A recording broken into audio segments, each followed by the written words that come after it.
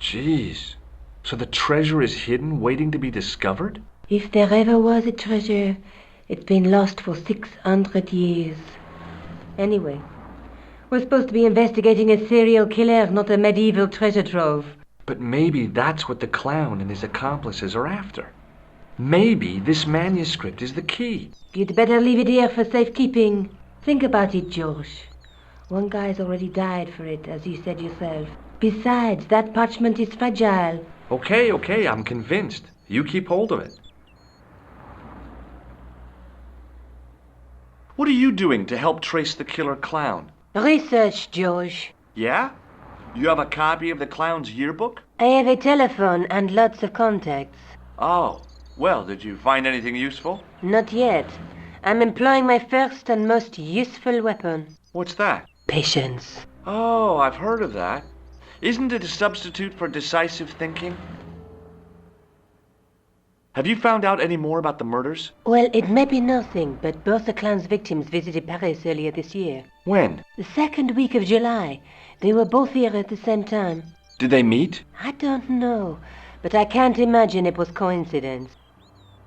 Let's take another look at the manuscript. Let's face it, we need help, George. Someone who knows about these things. Who do you suggest? Indiana Jones?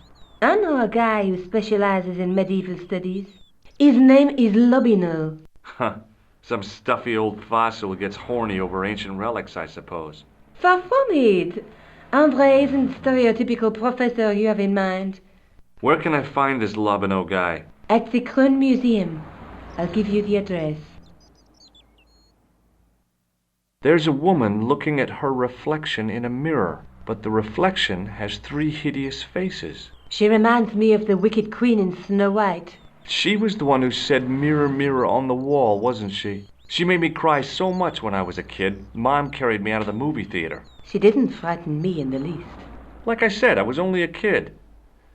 I didn't like the crocodile in Peter Pan either. There's a woman, but the reflection... A knight with a crystal ball. Now, there's something written on the scroll beside the knight. Yes, but it's written in Latin. Per disciplinam mea lux videbis. By my teachings, you will see the light. You speak Latin? Where did you learn a trick like that? A trick? I studied law, okay? I can read Latin. My, you're touchy. Tell me that again. Through my teachings, you will be enlightened. There's a guy working on a loom. He's weaving a carpet or a tapestry.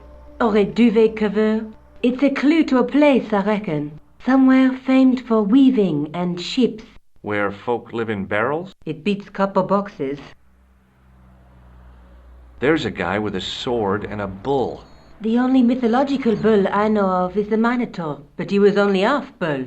I don't think I'd like to be half a bull, even if it was the bottom half. What's that object between them? It looks like a gem on top of a tripod.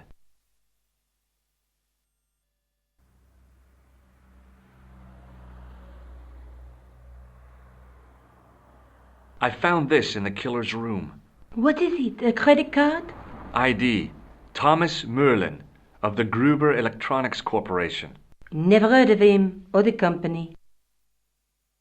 I found this matchbook in the killer's hotel room. It's from the Club Alamut. Never heard of it. Is there anything written inside it? No, what were you expecting? If this was a movie, there'd be a clue, a name or an address. That's no use. There aren't even any matches in it. Oh well, I'll keep it as a souvenir. The guy at the novelty shop gave me this. What is it? A hand buzzer. You put it in your hand and give people electric shocks. Why? It's a gag, a practical joke. If you ever use it on me, I'll break your arm. Okay. I get the picture.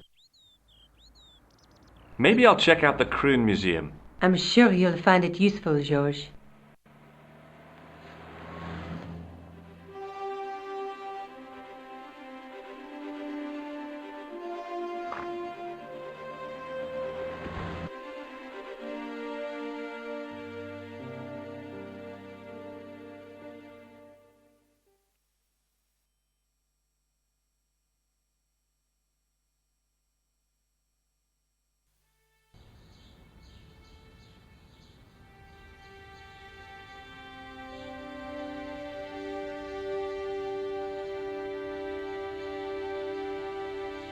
Through the grimy glass, I could see several large shapes in a gloomy room. What they were, I couldn't imagine.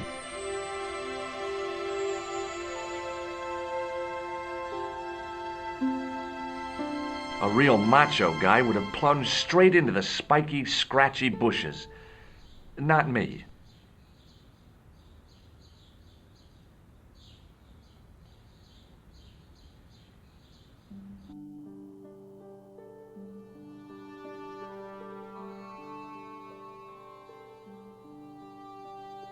In the case was a spindly tripod, blackened with age and pitted with rust. It was identical to the tripod pictured on the manuscript. A notice identified it as 15th century from Western Ireland. It had been found in Loch Marne at the site of a Knights Templar preceptory. Ireland! What's that? This tripod was found in Ireland. I will have to ask you to keep your voice down. I'm sorry, I was excited. Pardon me. Oui, monsieur? Are you Lobino? Oh, no. Fancy you mistaking me for him. No. I am the deputy custodian. But Lobino does work here. Work? I wouldn't go so far as to call it that. He studies here most days, but as you can see for yourself, not today. Can you give me any further information about the tripod? Certainly, monsieur. It's infamous. That tripod, that belonged to John Dee. What's the importance of John Dee's tripod? Dee was the most famous escapologist of the 16th century, the Houdini of his time. Don't you mean alchemist?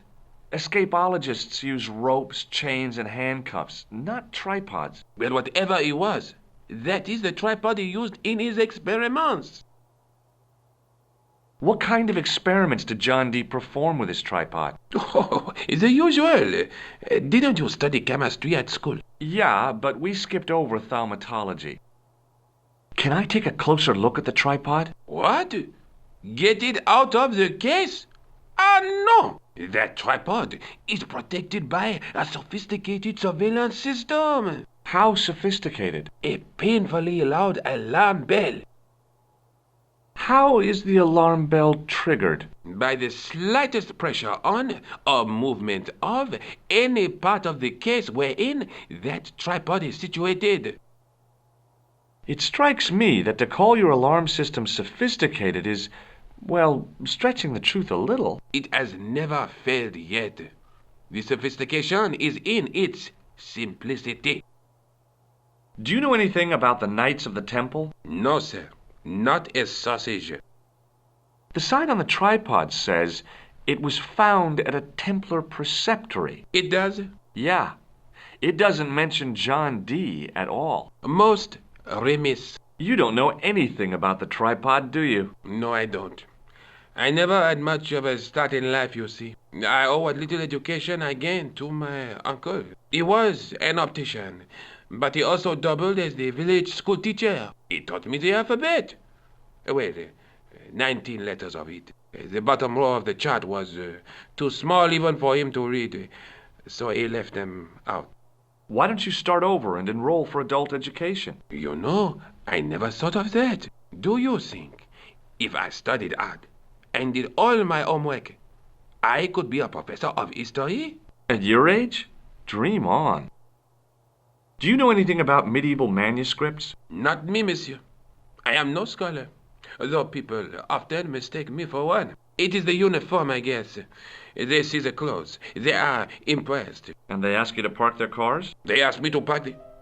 No. They assume I am an authority on the exhibits in my care. Whereas you know next to nothing about history. Of course not. All I am saying is I am no scholar, not like Monsieur Lobino. Do you recognize this red nose? I don't think so.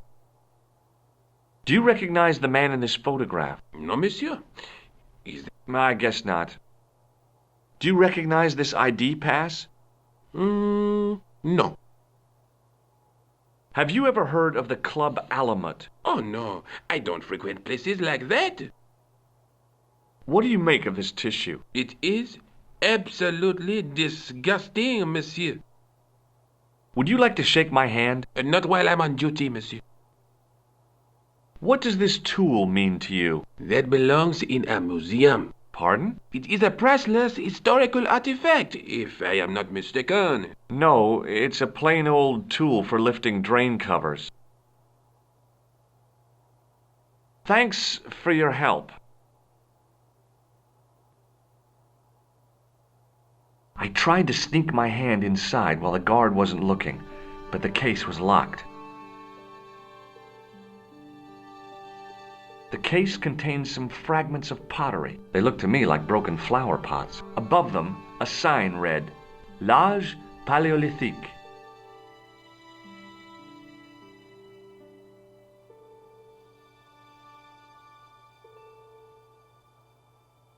It was an ancient Egyptian sarcophagus with a beautifully painted effigy of its owner on the lid.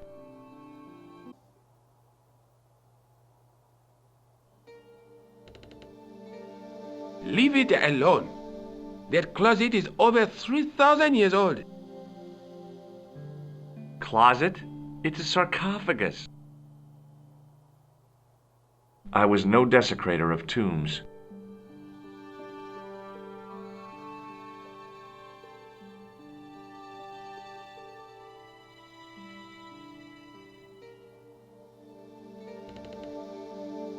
Don't even think of climbing in there, monsieur. You'll be suffocated. I always wondered how it felt to be a mummy.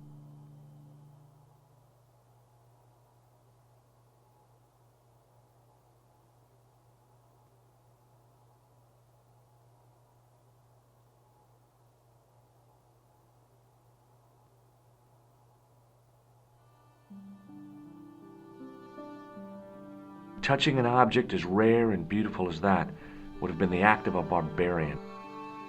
It was a tapestry of a lady, a lion, and a unicorn. If I'd had more time, I could have stared at it all day.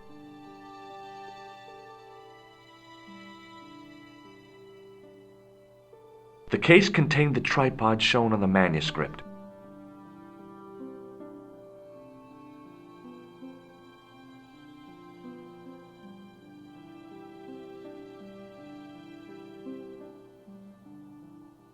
Eh, no! No, monsieur. No. What's wrong? You must not handle the exhibits. I'm sorry.